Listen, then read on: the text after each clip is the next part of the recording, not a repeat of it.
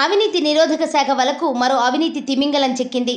మేడ్చల్ మల్కాజిగిరి జిల్లా శామీర్పేటలో తహసీల్దార్ సత్యనారాయణ 10 లక్షల రూపాయల లంచం తీసుకుంటూ ఏసీబీకి రెడ్ హ్యాండెడ్గా చిక్కారు.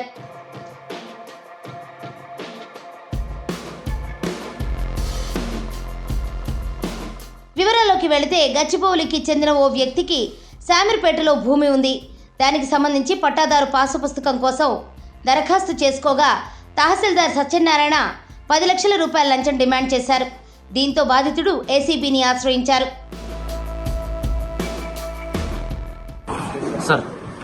గుంటూరు జిల్లా నిడుపురాల గ్రామం.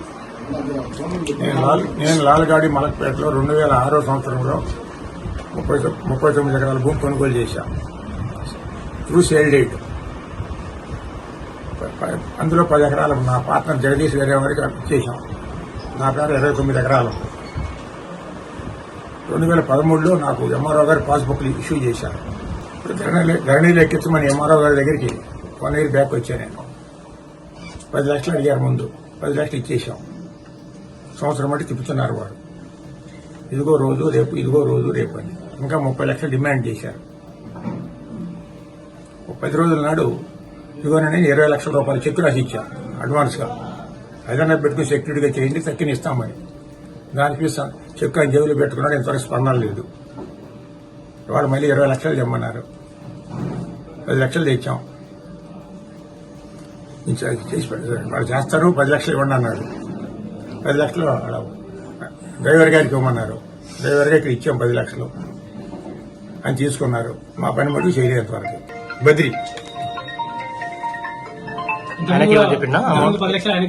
డ్రైవర్కి ఇచ్చాం 10 లక్షలు. ఇంతకుముందు ఎంఆర్ఓ గారికి. ఎక్కడ తీసుకున్నా? హోటల్ ఎక్కడ కాదు, ఇక్కడ హోటల్లో ఇచ్చారు. 1 ఇయర్ బ్యాక్. మొత్తం ఎంత అడిగారు? 40 లక్షలు. ఇప్పటికి ఎంత పుట్టింది? 20 చెక్ ఇచ్చారా? 20 లక్షలు చెక్ ఇచ్చాం. అంటే మొత్తం కంప్లీట్ అయిపోయింది. 40 లక్షలు ఇచ్చారు మొత్తం కంప్లీట్.